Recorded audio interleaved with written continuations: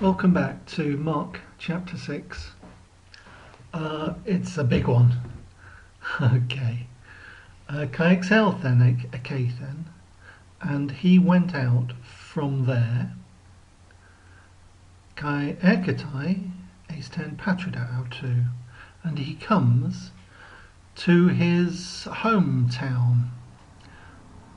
Kai akuluthusin autoi, and they were following him. They are following him,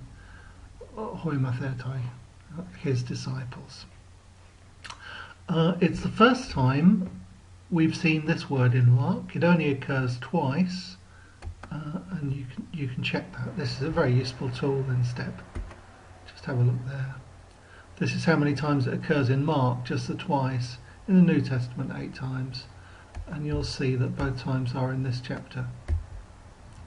It's interesting it doesn't mention Nazareth, although we did mention Nazareth before. There are a few words in the early part of this chapter which I associate with other places. I'm calling domestic Mark, but always just paying attention to the word choices.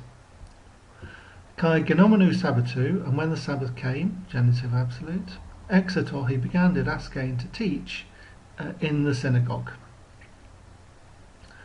And many hoipoloi akuontes, hearing him, exeplesonta, were astonished, saying, Pothen, from where does he have these things? Tutoi for him, and tauta these things. And tis her Sophia, what wisdom is it, dothesa, that's been given to this man? What wisdom is it that's been given to this man? And such powers, toiautai dunamis, are being done, genomenai, through his hands. Very odd word choices for Mark. We haven't seen these structures. He doesn't love toiautos, and that feels different. Sophia doesn't get mentioned a lot. Yeah, it's just slightly different texture as well. Yes.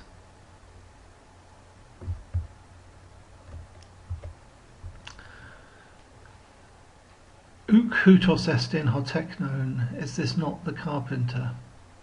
Tectone, the carpenter. The son of Mary, and the brother Adelphos of James, and Joses, and Judah, and Simon. And are not Adelphoi autu, are not his sisters here, Hoder, pros hermas, with us? Yeah. Kai escandalistonto en autoi, and they were scandalized, they took offense at him. Yeah, I always wondered about Joses. Some people say that Joses is a version of Joseph.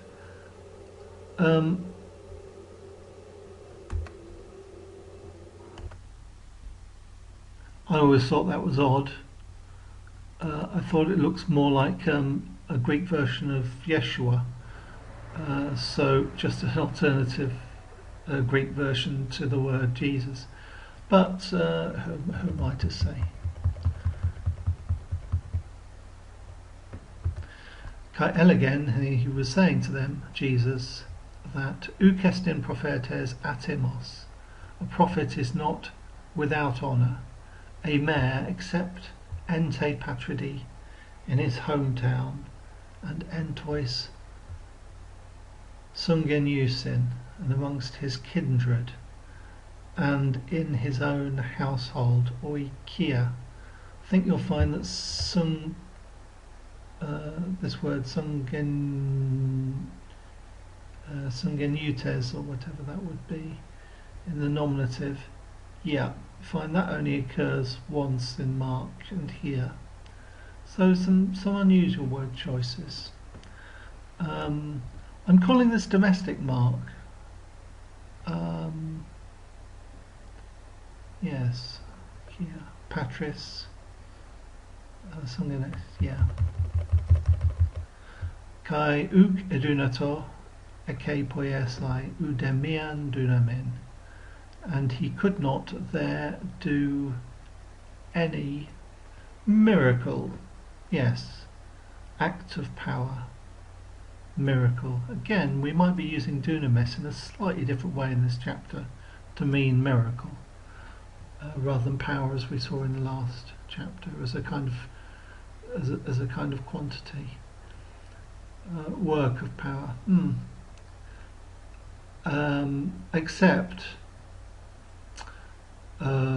with a few arostois, a few sick people, he laid his hands and he cured them. He healed them. This word is not used nearly as much as you think it would be used, because all of the things that we're talking about are the things that have been happening in Mark a lot. But it's the first time we've seen this word for sick people, arostoi. And really it just occurs here. Formerly they've all been kakosikontas, you being unwell. It's just different word choices. It's the texture is different. That's all I'm saying.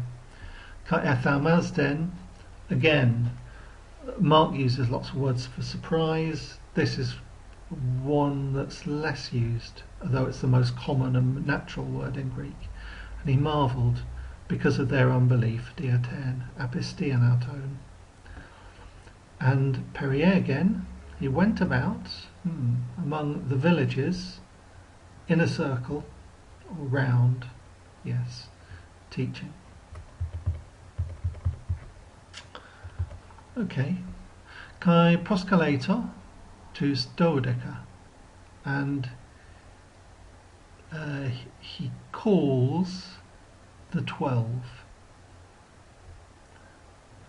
and exetor, and he began to send them out 2 by 2, duo, 2 by 2. Kai edidu autois, and he was giving to them exousian authority, ton pneumaton, ton akatharton, over unclean spirits. This is the word Mark usually uses, unclean spirits rather than daimonia. But we have seen both. Yes, okay. This is the first time we've named the 12 dodeca.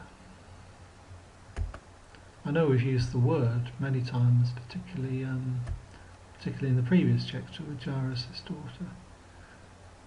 Okay, so no, it is in 3. He appointed 12.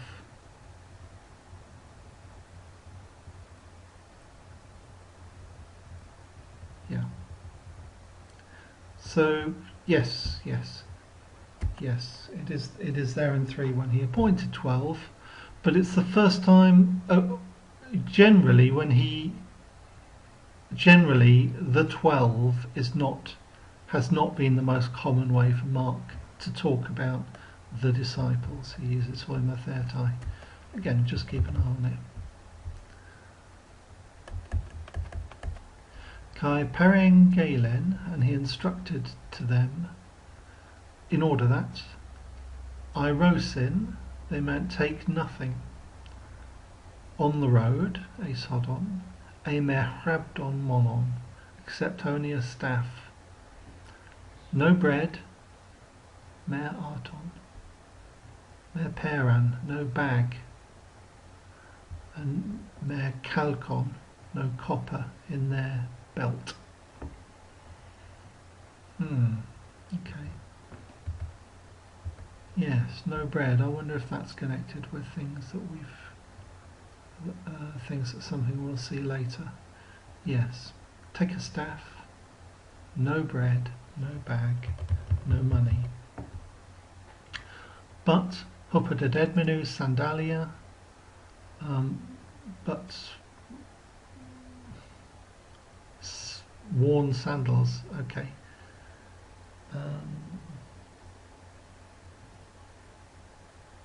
Okay, that's jolly odd. That's jolly odd. I've only just noticed that because it doesn't agree. But to take, assume iro, and then this looks like a masculine plural. It's a masculine plural participle, but sandalia is not is not a plural word, but sorry, it's not a masculine plural, but a neuter plural, which is odd. That's kind of what you would call a mistake if a child wrote it. Isn't that odd? Unless there's something I've missed. I'm going to leave that now, but flag that up as odd. Okay, yes. Oops. No, that doesn't help. And not enduces there. Yeah. And this is a simple command. You would think that it would be infinitive following parangelen autois. But we've lapsed into direct speech. And don't put on 2 tunics. Okay, I'm not sure what to make of that. And he was saying to them, whenever or wherever, wherever eseltherta, you enter into a house or household, remain there, eke menete, heos an exeltherta ekathen, until such time as you go out from there. Yeah. And hos topos mer dexertai, and whatever place may not receive you, mer de acousosin out humon, and whatever place they may not listen to you, ekporiou omenoi, having gone out from there, ektinaxete, shake off the dust, ton kun, ton hupokato, ton podon, from beneath your feet, as a witness against them. Yes. Yes, indeed. So, I mean, this definitely gives us a picture of how the disciples function. I mean, whenever we see them, they're with Jesus, and they're going to come back shortly to be with Jesus, because Jesus needs his posse for all of the stories in which we see him. But we get a picture of them going out 2 by 2, being itinerant preachers, healers, etc., and they stay in houses, in other people's houses. They lodge wherever they travel to, and they have no possessions. This, of course, is a very long tradition in Christianity of inspiring the brothers of friars, for example. Yeah, I mean, this issue of whether Jesus had a purse, of course, is one that resonates through the centuries. But yes, a staff only, no bread, no bag, which could be a purse, and no money. Yeah, no money in their belts. Yeah.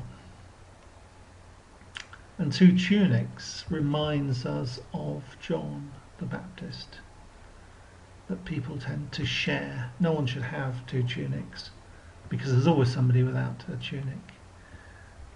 So you just give, and when you need, someone will give. That's the idea. Okay.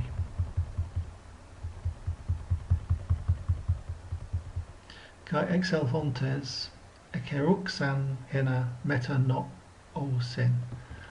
Yes, and having gone out, they proclaimed, in order that people might repent.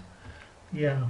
How many words here are what we recognise from what we saw of John in chapter 1?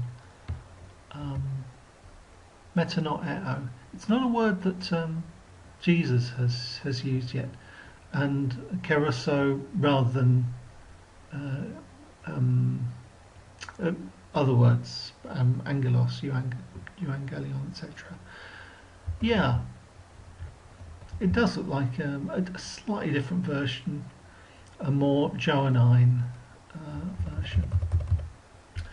Kai demonia pola exebalon, and they cast out many demons. Okay. Kai elephon elaioi, and they anointed with oil polus arostus, many who were sick, and etharapuon, and they healed them. Again, you can chase up all of these words and look at where you might think they occur, and they don't. It's just a slightly different texture from what we've been seeing in Erie Mark. Okay, next section, Herod and John. Yes, 6:14. Kai ekusen ho Basilius Heroides, and King Herod heard. Phaneron gar agenitor to onomo autou. For his name became, phaneros actually means visible, but well known. Yes, okay. Kai elegon, and they were saying that, or some people were saying that John the Baptist agertai, yes, agero, has been raised from the dead. And some were saying that John the Baptist has been raised from the dead. And diatutor energusin haidunames in autoi. And that's why these powers are at work in him.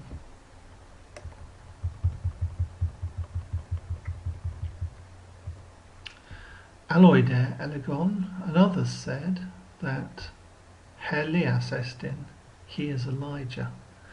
Aloide elegon, hoti prophetes hos, haste tone propheton. And others were saying that he's a prophet like one of the prophets. Yeah.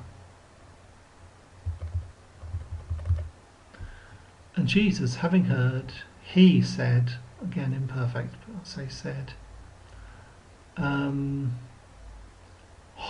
ego apokephalissa Ioannes, he whom I beheaded, John, hutos egerether, this man has been raised. Not sure why that's different from what we saw just now. Egeretai. Perfect passive. Oh yes, perfect passive, and this there is passive. Alright.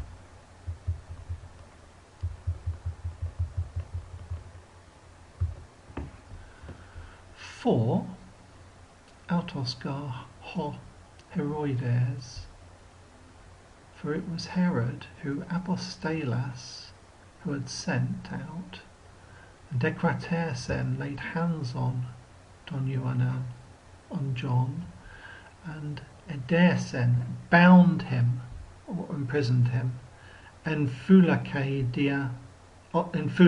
a prison, dia Heroidiada ten Gunaika Philippou, to Adelphua to Hoti Auten Egamersen, on account of Herodias, the wife of Philip. Herodias, yes, the wife of Philip his brother, because he had married her. Yeah, or Herodias, his wife.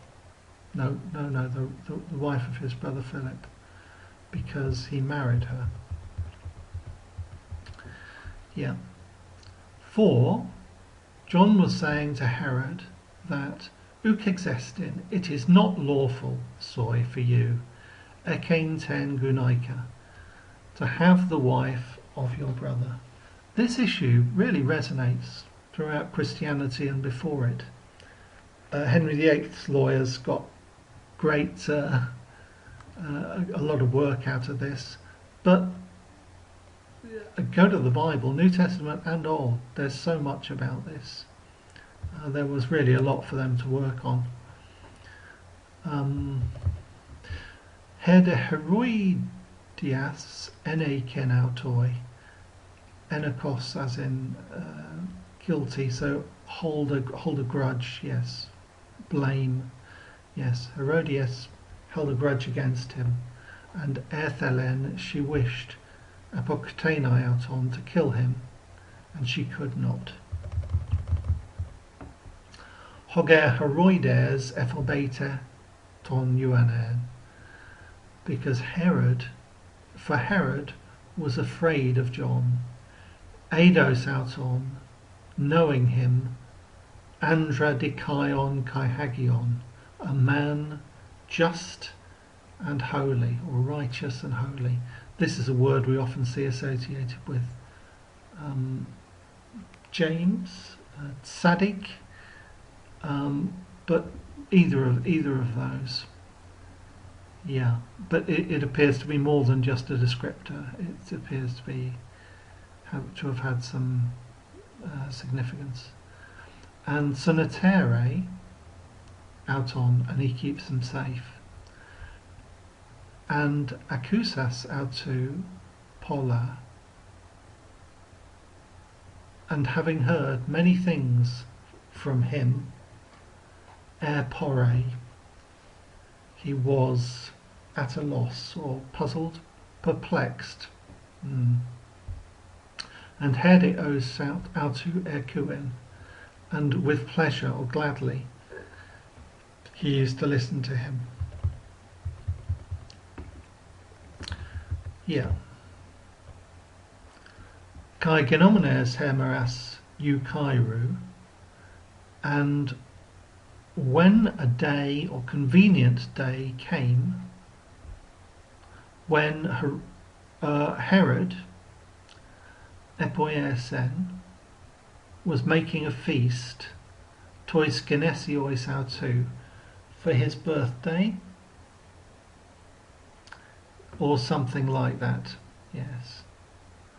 Tois megistasin, for the important people, and for the Chiliarchs, who would have been Roman soldiers, responsible for 1,000, although probably fewer than that, but 1/10 of a legion according to this.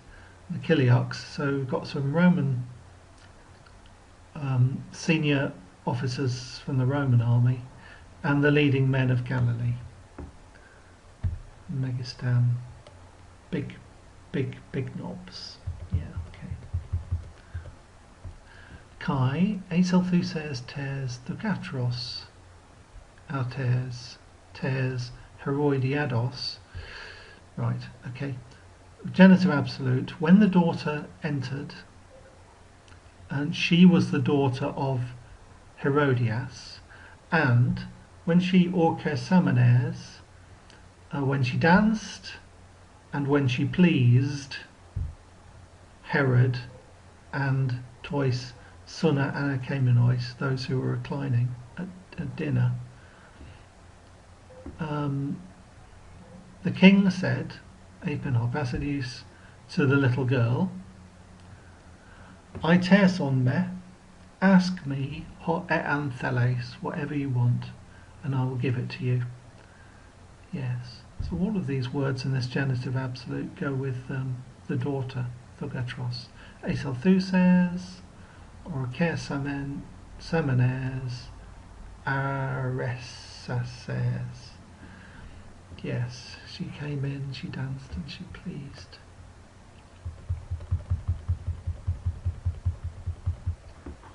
Kai omosen autoi, and he vowed to her, Hote ean me I terses, whatever you might ask me, doso soy, I will give you. Heos up to Hermisus tes basileasmu. Yeah, I never know this word, but up to half my kingdom.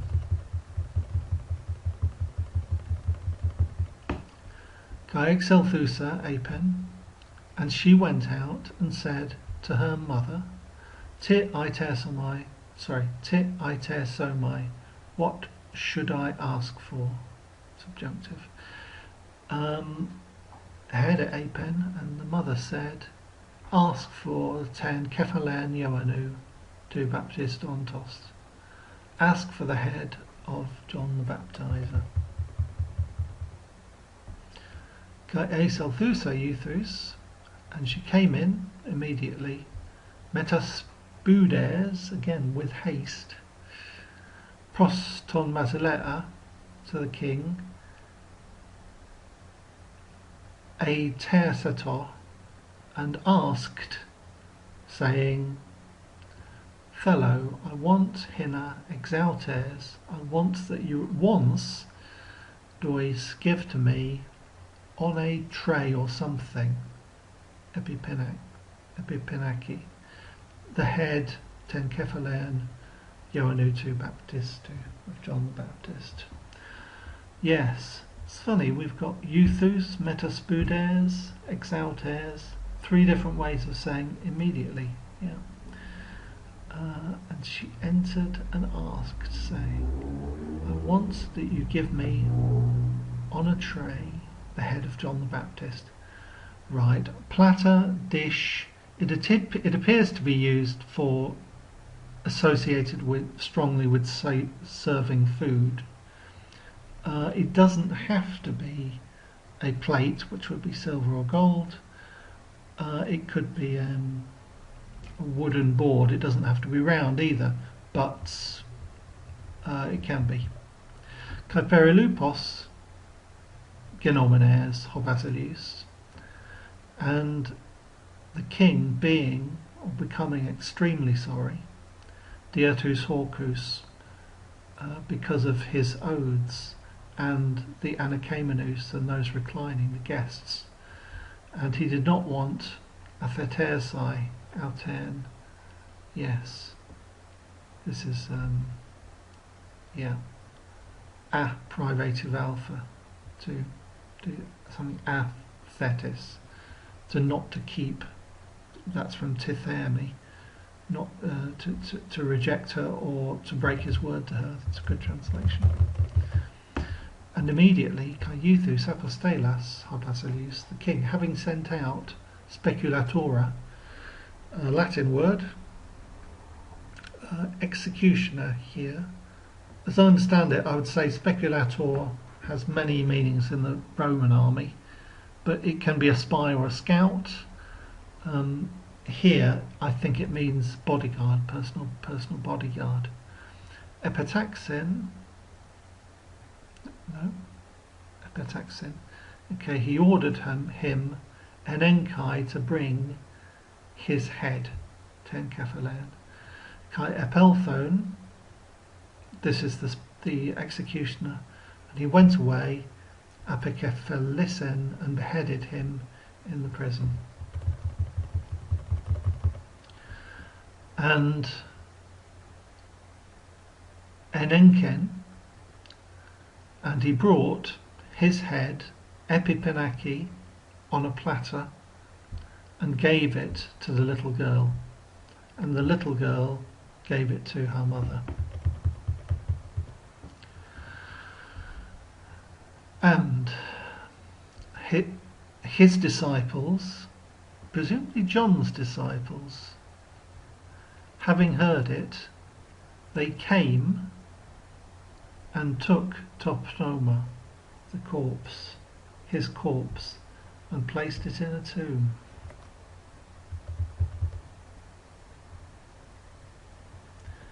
Yeah, okay, I'm going to stop there. One of the things I'm wondering about is, you do wonder if some of this material which is about Jesus and his disciples is actually quite closely connected with John. And you do wonder if there's a kind of fuzziness between the two, although the Herod story definitely belongs to John. Okay, let's talk a little bit about the Herod story.